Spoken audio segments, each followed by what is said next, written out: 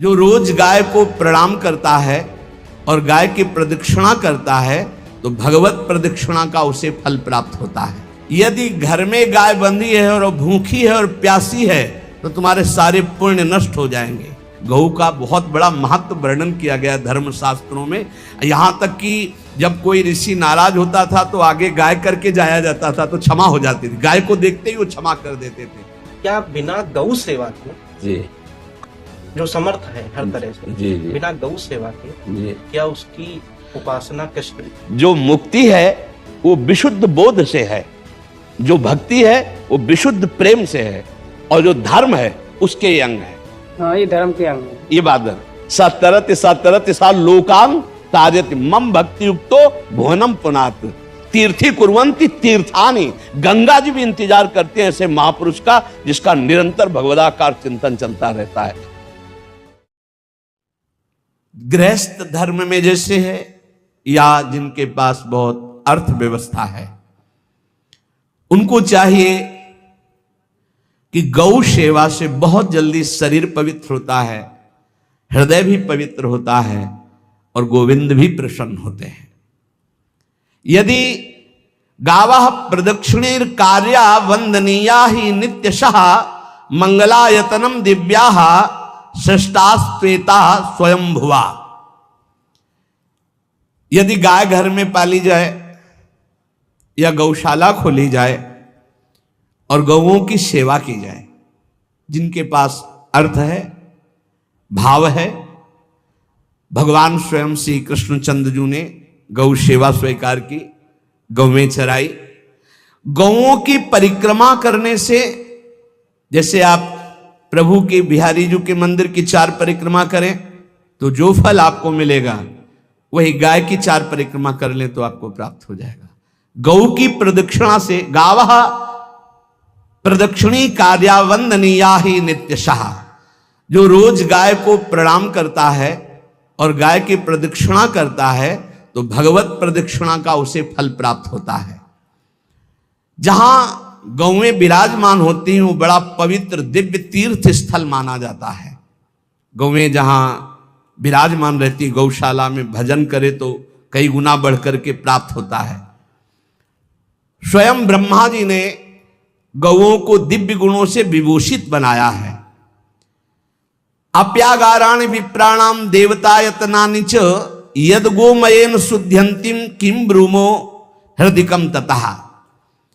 गाय के गोबर से जहां लेपा जाता है वहां जिस देवता का आवाहन करोगे वही देवता आकर विराजमान हो जाएगा।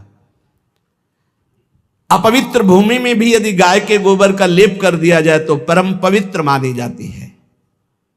गाय बहुत पवित्र, जहां वो बैठती है, जहां वो मूत्र त्याग करती, गोबर त्याग करती, वो स्थान तीर्थ तुल्य पवित्र माना जाता है।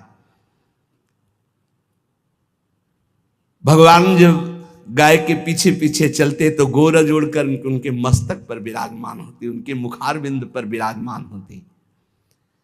बाल गोविंद के अनिष्टों को दूर करने के लिए गाय के पूंछ को उनके ऊपर ऐसे झाड़ा देती थी मैया।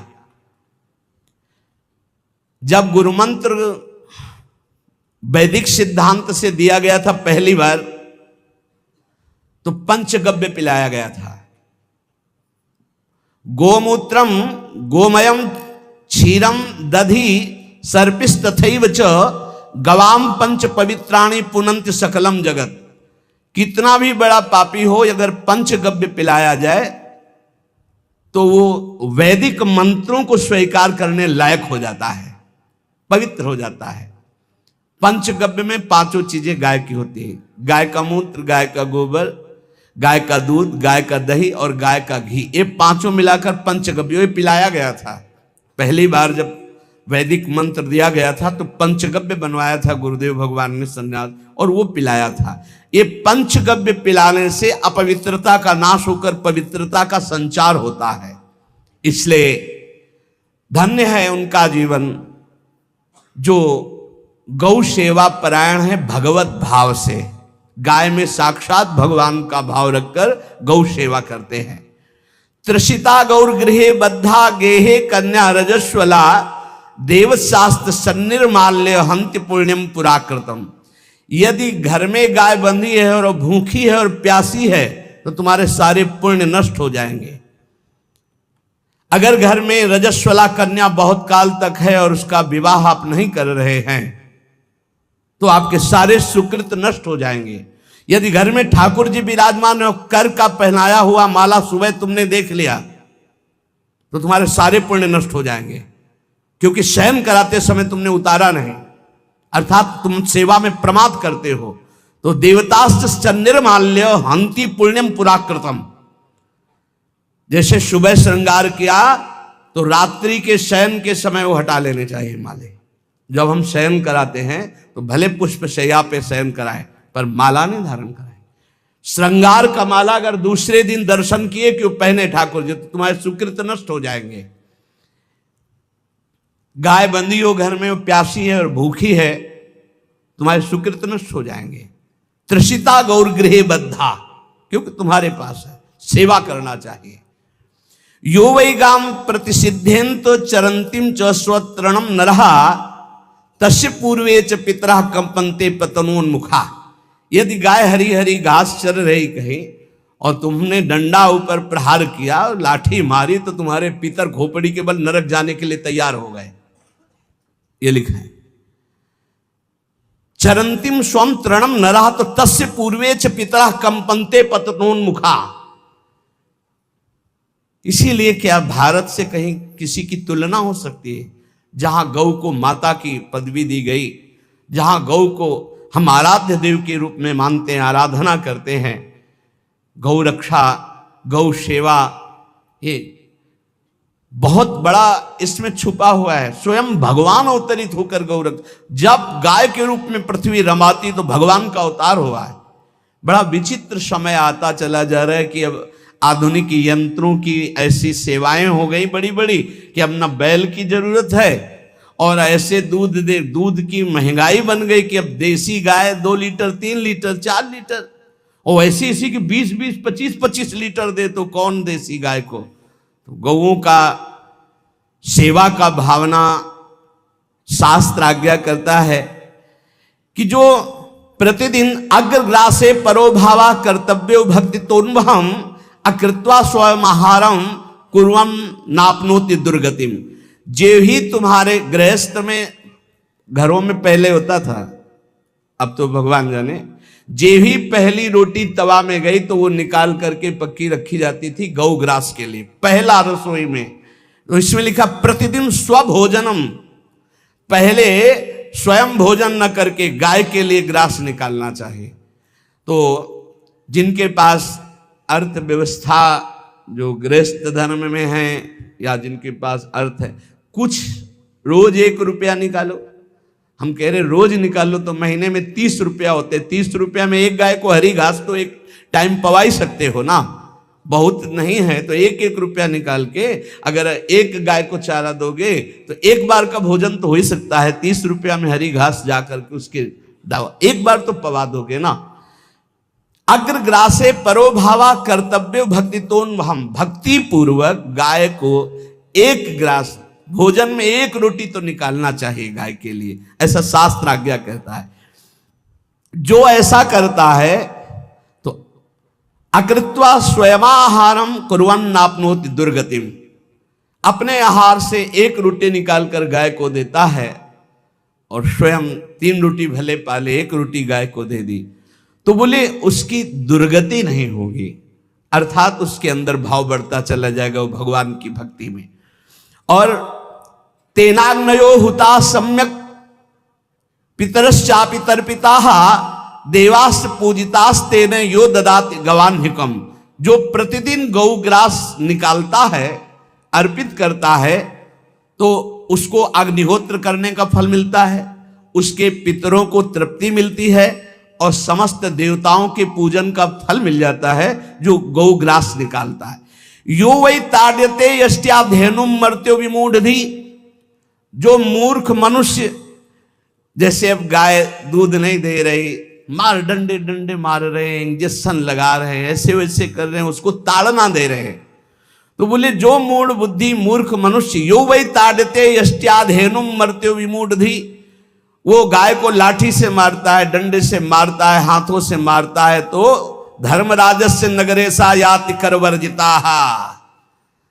धर्मराज जी पहले अपने नरक में ले जा करके उसके कहते थोड़े थोड़े तिल तिल करके पहले इसके हाथ काटो, मरना है नहीं वहां।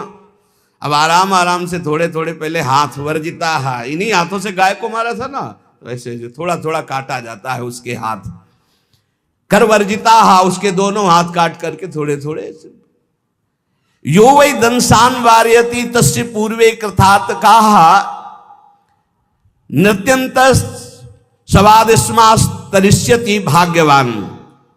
जो गौ के शरीर को स्नान कराता है, गौ के शरीर को कीट आदि से मच्छर आदि से रक्षा करता है, और खूब अच्छा अच्छा पदार्थ गौ को, केवल दूध के लोभ से नहीं, ये हम गौ सेवा की बात कर रहे हैं। ये कि नहीं वहां 10 लीटर दूध देती तो हाथ फेरो, जब दूध नहीं देती है तो चारा भी ठीक से नहीं दे रहे, और उसके ये स्वार्थी हो, गौ सेवा का बात नहीं। वो दूध का लोभी केवल व्यापार की बात करता है। गौ सेवा का तात्पर्य है गौ सेवा केवल, खूब बछड़े को पिला दिया प्रसाद रूप से, जो दूध मिला उसका अपने सेवन की, वो बात तो अलग है। अब बछड़े को तो जरा सा केवल पिन्हाने के लिए कर दिया, और खूब सारा दूध लीटर में नाप करके जा रहा है, और उस समय तक तो खवाओ पियाओगे ही खूब अच्छे से। उसके बाद जब दूध देना बंद किया तो उसका आदर सत्कार खत्म, खोल के बाहर ऐसे वो प्लास्टिक खाते घूम रही है, तो ये गौ सेवा नहीं मानी जाएगी, वो स्वार्थ पूर्ति मानी जाएगी।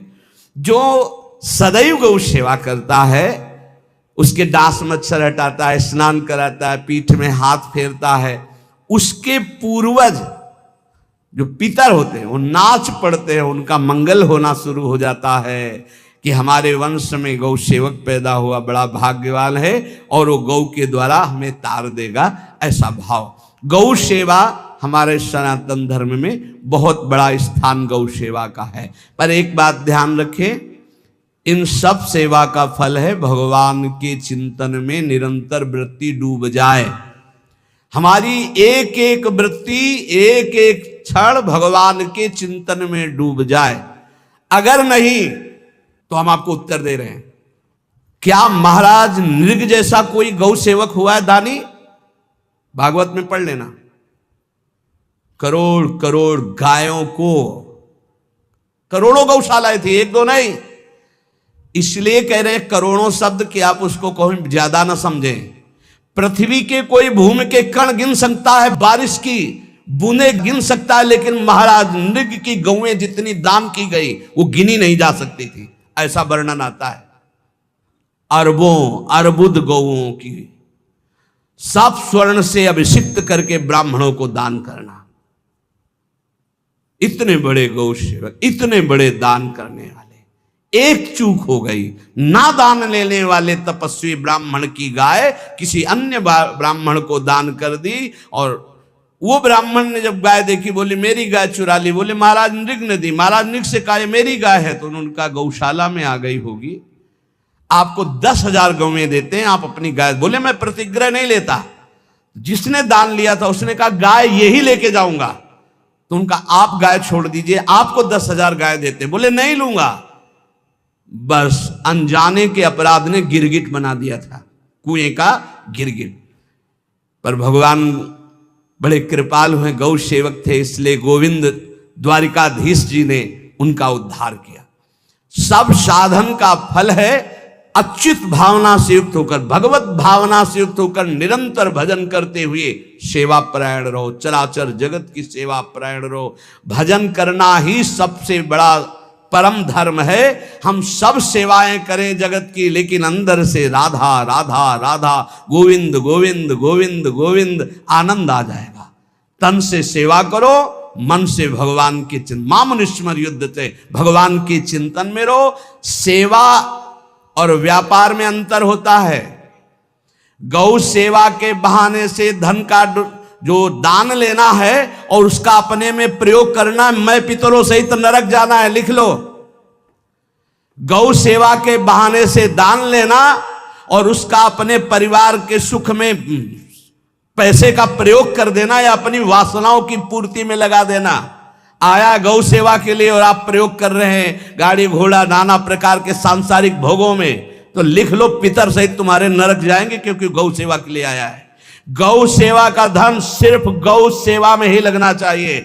आप गौ सेवक है, दूध पान कीजिए, रोटी खा लीजिए, लेकिन गौ सेवा का अर्थ आप अपने वासनाओं की पूर्ति में, अपने मनोरंजन में या अपने मन के संकल्प भावना में नहीं पूरी कर सकते। गौ सेवा के लिए ही पूरी कीजिए। गौ के वास का निर्माण, गौ के भोजन की व्यवस्था, वो दूध दे ना दे, वो कैसी भी अवस्था में हो, उसकी सेवा परायणता, उसके लिए सेवक रखना, सेवकों को भी सुख प्रदान करना, लेकिन स्वयं कभी गौ के सेवा के लिए आए हुए धन का स्वयं के लिए भोग न करना और निरंतर भजन में रखना, उसे परम पद की प्राप्ति हो जाएगी। इसलिए हमारे सनातन धर्म में गौ सेवा का विशेष महत्व है और इस महत्व को सबको स्वीकार करना चाहिए। यदि आप गौ पालन स्वयं नहीं कर सकते तो 4 लोग मिलकर के, क्योंकि आज जो गायों की व्यवस्था वो बड़ी दयनीय हो रही है। दयनीय इसलिए हो रही कि दूध की अधिकता के चाह रखने वाले भैंस रखते हैं या विदेशी गाय रखते हैं। अपनी भारतीय जो देसी गाय है वो उतना अधिक नहीं देती कि 40 लीटर 30 लीटर 25 लीटर, बहुत अधिक देगी तो 5 और 8 लीटर। देसी शुद्ध गाय अपनी जो है वो 8-10 लीटर, बहुत जब व्यवस्था हो। नहीं तो अपने गांव में तो देखा है तो 2.5-3 लीटर से ज्यादा नहीं देंगे, 1.5 लीटर इधर 1.5 लीटर उधर, या बहुत हुआ तो 2 लीटर 2 लीटर, पर वो स्वर्णिम दूध होता है। जो दूध की चाह रखने वाले जन थे अब वो गायों को नहीं रखते, देसी गायों को कोई बिरला ही रखता है। अब पहले बैलों की जरूरत होती थी, गाय बछड़ा दिया तो आनंद होता था कि किसानी के काम में। अब तो ट्रैक्टर है तो बैलों की जरूरत नहीं। अधिक दूध के लिए अरे अब तो पशुओं की जरूरत नहीं, केमिकल से दूध बन रहे हैं, टैंकर के टैंकर। तो फिर हमारी जो गायें हैं उनकी बड़ी दुर्दशा हो रही। तो हमें चाहिए कि जो गृहस्थ जन हैं, धनी मानी जन हैं, या जिनके पास शरीर व्यवस्था, बौद्धिक स्तर, सेवा परायण, अर्थव्यवस्था, वो थोड़ा 4 गाय की व्यवस्था करके उनकी सेवा करें, क्योंकि हमारे सनातन धर्म का स्वरूप है जहां मां पदवी दी गई है गांव को, गौ माता कहा गया है। गौ में समस्त देवता विराजमान है। गौ का बहुत बड़ा महत्व वर्णन किया गया धर्म शास्त्रों में। यहाँ तक कि जब कोई ऋषि नाराज होता था तो आगे गाय करके जाया जाता था तो क्षमा हो जाती थी। गाय को देखते ही वो क्षमा कर देते थे। बहुत महिमा वर्णन की गई है गौ की। इसलिए जिसको भी अगर नहीं अर्थव्यवस्था है तो एक रोटी तो निकाल सकते हो ना। तुम्हारी रसोई में रोटी बने तो पहली रोटी निकाल लो, और आसपास जहां गाय बंधी हो तो उसको दे आओ जाकर, तो कम से कम धर्म का पालन हो जाएगा, गौ सेवा बन जाएगी। तो गौ सेवा, चराचर जगत की सेवा, भगवत सेवा, सबका फल है। फिर प्रारंभ में आ जाइए स्मृति। योगी हो तो चित्त की वृत्ति का निरोध करके परमात्माकार, ज्ञानी है तो चित्त वृत्ति का लय करके स्वरूप स्थित, भक्त है तो एक एक वृत्ति सावई मनः कृष्ण पदारविंदयो। भगवान के चरण में, भगवान के नाम में, भगवान के रूप में, भगवान की लीलाओं में। स्मृति अगर नहीं तो सब साधन अधूरा, और स्मृति तो हर साधन पूरा। इसलिए एक बार कमर कस लो, चाहे जगत की सेवा करो, चाहे जिस कार्य में लगे हो, तुम्हारी स्मृति प्रभु में लगी हो। स्मृति के बिना हम जीवन का कोई महत्व नहीं समझते। स्मृति विहीन जीवन सब व्यर्थ। इसीलिए उन परमहंसों के चरणों में स्वयं भगवान चरण रज लेने के लिए पीछे डोलते हैं, जो निरपेक्षम मुनिम शांतम निर्वैरम समदर्शनम अनुब्रजाम्यहम नित्यम पुयत्यंगुरेण भी। ना कोई प्रतिज्ञा, ना कोई चाह, ना कोई इच्छा, निरंतर भगवदाकार वृत्ति, निरपेक्षम मननशील, द्वंद्व विमुक्ता, जो शांत हैं, जो किसी से वैर नहीं रखते, भगवदाकार वृत्ति, उसी मार्ग के आप पथिक हैं। सर्वतो भावेन, अपने मन को समेट लो धर्म और कर्म दोनों से, और सब त्यज लोक धर्मान, और परम धर्म का सेवन करते हुए समस्त चराचर जगत को भगवत स्वरूप निरखते हुए इसी जन्म में परम पद को प्राप्त हो जाओ। सत्संग का सार हमारा शरीर है, इससे सेवाएं बने। हमारा मन है, इससे चिंतन बने। हमारी वाणी है, इससे लीला गुण का गायन करें। और हम स्वयं परमात्म अंश हैं, परमात्म स्वरूप है, ऐसी ठसक बनी रहे, जीवन मुक्त ही हो। स्वार्थ को लेकर किया गया धर्म रंग नहीं लाता। निष्काम किया हुआ छोटा सा भी धर्म परमार्थ की ऊंचाई पर चढ़ा देगा। ध्यान रखना, परमार्थ की ऊंचाई पर चढ़ा देगा। इसलिए निष्कामता सब सोहित, निष्कामति। श्री वृंदावन विश्राम श्री राधा वल्लभ लाल को हृदय ध्यान मुख नाम। महाराज जी बस जी क्या बिना गौ सेवा के, जी जो समर्थ है हर तरह से, जी जी बिना गौ सेवा के जी क्या उसकी उपासना कष्ट? उपासना चित्त की वृत्ति का निरंतर भगवदाकार करना, यही एक उद्देश्य है। अब हमारे पास जैसे शरीर स्वस्थ है, समय है, तो साधु सेवा, गौ सेवा, समाज सेवा, पशु पक्षी की सेवा। देखो एक चीज तो ध्यान देना पड़ेगा, विद्या विनय संपन्ने ब्राह्मणे गवि हस्तनी स्वनी चयुसुपाकेचा पंडिता समदर्शना। थोड़ा इस पर चिंतन करना। आप किसी एक विषय को लेकर पूरे परमार्थ को चुनौती दे देना अनुचित होगा। जैसे नहीं कि अगर गौ सेवा नहीं तो भगवत प्राप्ति नहीं या मुक्ति नहीं, तो ये ऐसा फिर एक परमार्थ को चुनौती हो गई। परमार्थ का स्वरूप है अनन्य चेता सततम यो माम स्मृति नित्य सा तस्याहम सुलभा पार्थ। ये बात ध्यान देना। हमारी बात समझनी है कि अब हमारे शरीर में स्वस्थ है, हमारे पास अर्थ है।